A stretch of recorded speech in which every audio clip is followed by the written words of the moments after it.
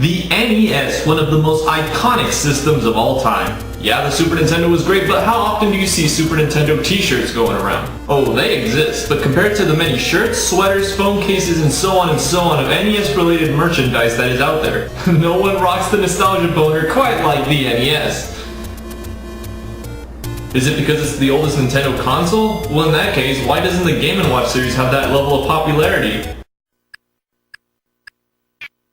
Oh. Yeah, it's probably because it's so recognizable, but also because it's fun as hell to play. Most franchises that are still going strong today started off in 8-bit form. That's right, I said 8-bit. So for today's top 10 list, I'm not going to go over the top 10 NES games, but rather I'm going to go over the top 10 8-bit games. Sequence start. 10.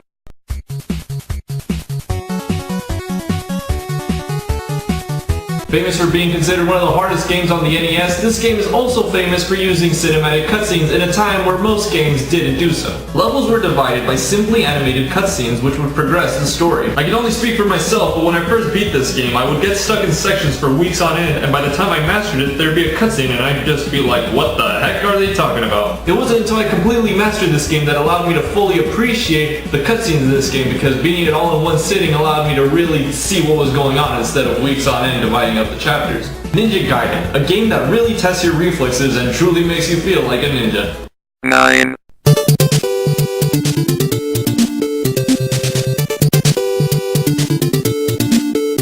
Now, I mentioned this game in my previous top 10 list on Super Nintendo games. I mentioned that the controllers are stiff, and yeah, they are. You can only whip in two directions, left or right. When you jump, you're pretty much sent in that one direction until you land. Yeah, it makes sense that way. I mean, if I jump forward, I can't expect to turn back in midair. But what makes this game fun is that it never feels too cheap. Yeah, there are moments of cheap deaths, but the atmosphere, music, and tone of it all keep the game feeling interesting. Compared to games like Super Mario Bros., Castlevania was interesting due to its dark elements. The enemies are also wacky. Medusa heads, vampire bats, mummies, the Grim Reaper. If you're a fan of classic horror monsters and classic video games, then this game is surely to make your day. 8. When people talk classic video games, it's not rare to hear the name Contra or the Konami code. If I see one more Contra code shirt or merc, I'm gonna go flippy dippy. But for this entry, I'm going with Super C.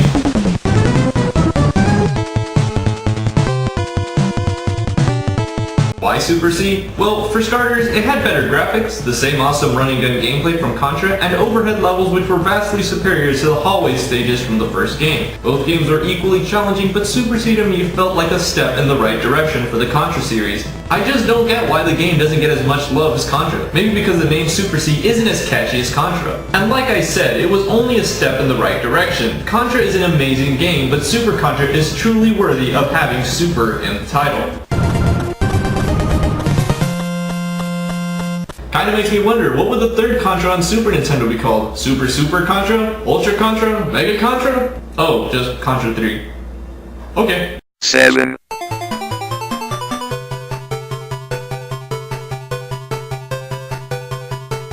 And this is our first non-NES entry on my list. Sonic the Hedgehog was first released on the 16-bit console of the Sega Genesis, but was then released on the 8-bit Game Gear and Master System a couple months later. Both the Game Gear version and the Master System version were the exact same thing, except for a couple of changes in sprites. Other than that, it was the exact same thing. And I love this game. Maybe even more so than the 16-bit Sonic the Hedgehog.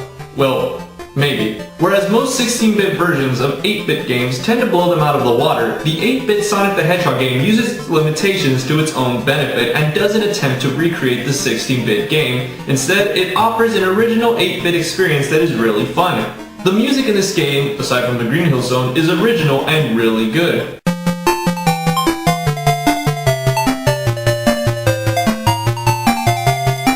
Overall, the rest of the 8-bit Sonic the Hedgehog games like Sonic the Hedgehog 2 and Triple Trouble would not go on to be as good as the first, at least in my opinion, but the first showed that even an 8-bit game could stand on its own when compared to its 16-bit counterpart.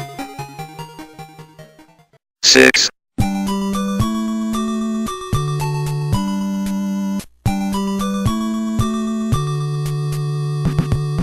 Now, here's an interesting case. Those of you who saw my top 10 SNES games know I'm an Earthbound fan, so a game related to the series should obviously be on the list, right? Well, you see, Earthbound Zero, or Mother as it's called in Japan, is not like Earthbound. It's much more cryptic, meaning that a guide is really necessary. I tried beating the game without a guide and I ended up skipping a lot of the important things that I needed. The gameplay is much less forgiving than Earthbound, or Mother 2 as it's called in Japan. You need to grind for hours on end because the moment you enter a new zone, the enemies are ridiculously overpowered. But one thing that's good about the game is that the music is incredible.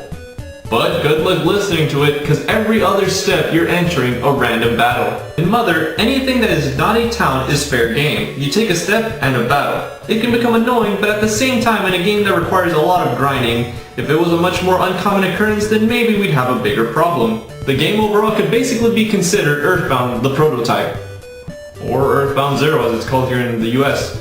So why is this game on a list of top 10 8-bit games and higher than games that are considered classics like Castlevania and Ninja Gaiden? I'll be straight with you. Bias. Yeah, the game, I know it's not that great. Sure, I could have pulled an honorable mention like my last top 10 with Darius Twin, but this game is a little different. Because whereas Darius Twin had no real grounding as a worthy contender other than its soundtrack, Mother was pretty revolutionary. At the time, most RPGs dealt with dungeons and warriors, you healed with potions and stayed in inns, you won gold and everyone spoke in weird English. Well, not every game just Dragon Warrior, but most RPGs at the time did follow a similar pattern. Mother broke the mold by introducing a protagonist who's just a boy with psychokinetic powers, or PK. Instead of swords, you got yo-yos or bats, and instead of healing with potions or elixirs, you ate hamburgers. The setting was not a fantasy land, but rather one that resembled our own world. You could find factories and schools. Also, the game dealt with themes of love and family. Mother was ahead of its time, but maybe it was a little too ahead of its time. I mean, I probably like this game because I like Earthbound, and like Earthbound, it's more of the experience rather than the actual game, even though the actual game does slow down the experience. Sure, it was grind heavy and not much depth as its subsequent sequel, but there was just something about it that kept me looking forward to playing it and seeing the ending. 5. Now here's a game that needs no introduction. Mario Bros. 3 has been spoken about to death. It's full of secrets, power-ups, and beautiful graphics that pretty much set the standard for Mario games to come. There really isn't much I can say that hasn't already been said. I guess I could complain about it. Yeah, no one really ever does that. Like, why is there no save feature? I think I've only beaten this game all the way through without warp whistles like once. It's incredible how they thought someone could handle the whole thing in one sitting. And keep in mind, when I played it, I only died like a couple times. Imagine kids who would get game overs and would have to redo entire worlds. Like, that would get frustrating. But even then, I'm pretty much just nitpicking. The game is amazing, and once you learn where the easily obtainable warp whistles are, you pretty much have a way to save the game. Not to mention that the graphics were really good looking. It really showed that the NES could produce some beautiful sprites. Mario Bros. 3, a game I personally consider to be the best 2D side-scrolling Mario game ever. 4. When it comes to NES Mega Man games, there's always two that are fighting at it, Mega Man 2 or Mega Man 3. Both games have amazing music.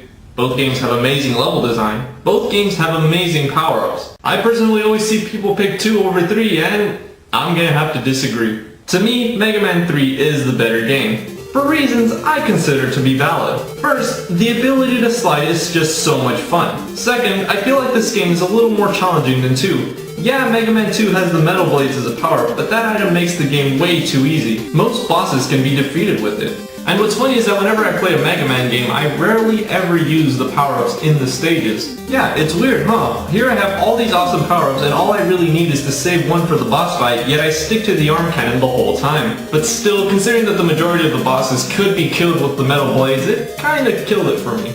I mean, it's still an awesome game, but compared to Mega Man 3, I think that might be why I prefer it. With Mega Man 3, it doesn't have an overpowered weapon. It was a close match, but Mega Man 3 inches 2 out by just a little just because of that. Also, the game felt longer as you get to revisit already beaten stages that now host the ghosts of Mega Man 2's villains. How awesome is that? If there's one thing that Mega Man 2 has that Mega Man 3 doesn't have is Dr. Wily's castle theme, but other than that, there's a reason why I always pick Mega Man 3 over 2 whenever I feel like playing classic Mega Man. 3.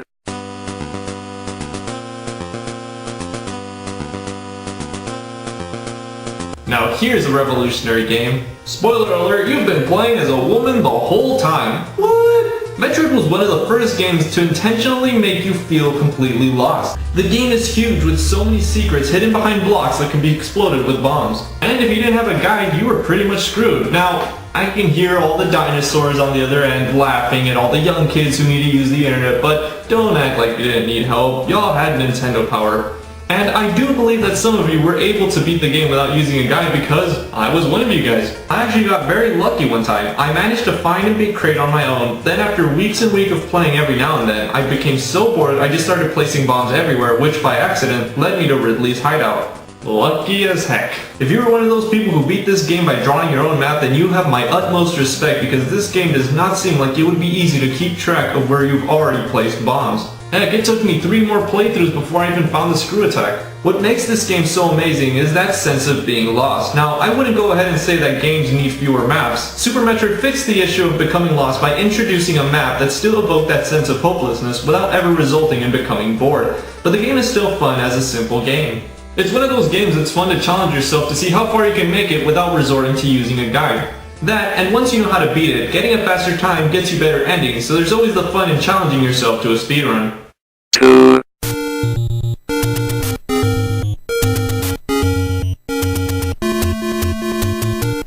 Here's another game that evolved in the right direction as the franchise went on. The difference between Metroid and Zelda 1 is that Zelda actually had maps for dungeons. However, if there's one thing in this game that will make you get an online guide or a Nintendo Power Guide, is actually finding the dungeons. The first quest is pretty simple. Most dungeons are clear to find. However, some of the later dungeons become a little more cryptic to find, like this one. This is the final dungeon. You place a bomb there and boom, instant entrance. It's not like future Zelda games where destructible walls are revealed through clues or cracks. And things really go Indiana Jones status if you decide to play the second quest. After you beat the first quest, you are given the option to start over and play through a much more difficult version of the first quest, which includes new dungeon locations, new dungeon layouts, tricks, puzzles, and harder enemies that you normally wouldn't have encountered this early in the first quest. Some tricks include this wall here. Where do you go? None of these blocks may be pushed, and this wall cannot be blown up. You walk through it.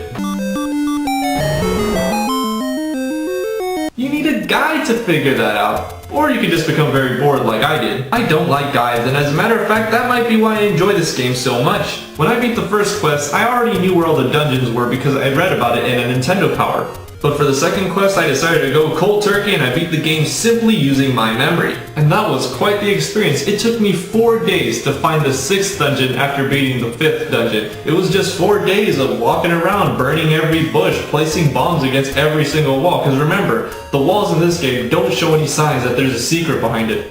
And the funny part is, sometimes you find a secret door, your heart will be pounding. After so many times of placing bombs and revealing nothing, you expected it to just be another dud. But no, you found something. What could it be? The next dungeon? Perhaps a heart? Oh yeah, by the way, in this game you find hearts, just straight up hearts. Not like future Zelda games where you find pieces of heart. But anyway, what could it be behind the door?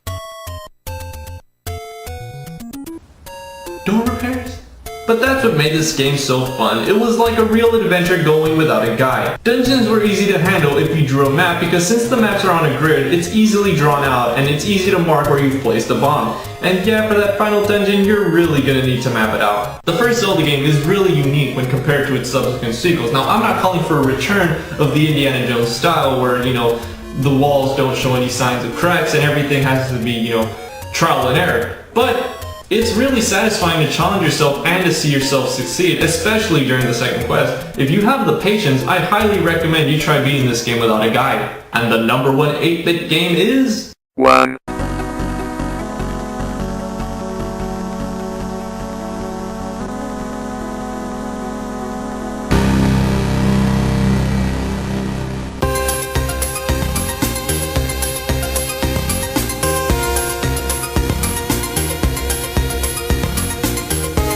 Yep, the best 8-bit game on this list was not on the NES, but rather on the unreleased in the US home computer, the MSX. Metal Gear 2 Solid Snake. Whereas Mother was ahead of its time, but not quite there yet, Metal Gear 2 was ahead of its time, and it was living in the future. Have you played Metal Gear Solid? Then you've already played a 3D version of Metal Gear 2. Many consider Metal Gear Solid to just be a remake of 2 because of the similarities. Both include stairway chases, fights with hindies, a cyborg ninja, and the list of similarities goes on. However, story-wise, both games are extremely different. Metal Gear 2 is full of dialogue and story development. Metal Gear, which was on MSX as well, was also revolutionary in terms of gameplay by pioneering the stealth genre, but it lacked the heavy emphasis on story that would go on to become a staple of the series, starting with Metal Gear 2 Solid Snake. Metal Gear 2 felt like an 8-bit movie. The soundtrack was very influential in setting the tone. When a character dies, you really feel it. For an 8-bit game, that's pretty incredible. I consider this to be the best 8-bit game I've ever played because it showed many of the features that would go on to become common in the PlayStation days or the N64 days. Whereas games like Zelda and Metroid went on to be perfected by their Super Nintendo counterparts, Metal Gear 2 Solid Snake was already dishing out quality. The only reason I would call for a remake is because there are some things about the gameplay that kinda stink. There's a lot of backtracking involved and some of the dialogue could use some updates due to the retcons that have been implemented since Metal Gear Solid. There is no mention of Big Boss being Solid Snake's father, and Big Boss is presented more of a stereotypical power-hungry madman instead of the complex character that we've seen evolving since Metal Gear Solid 3. Despite benefiting from a remake, this game is still a blast to play through and a prime example that graphics don't determine whether a game is awesome or not. So that's my top 10 8-bit video games. Leave a comment below saying which game you think should have been on the list, or subscribe for more awesome videos. As always, thank you for watching, and here are the champions.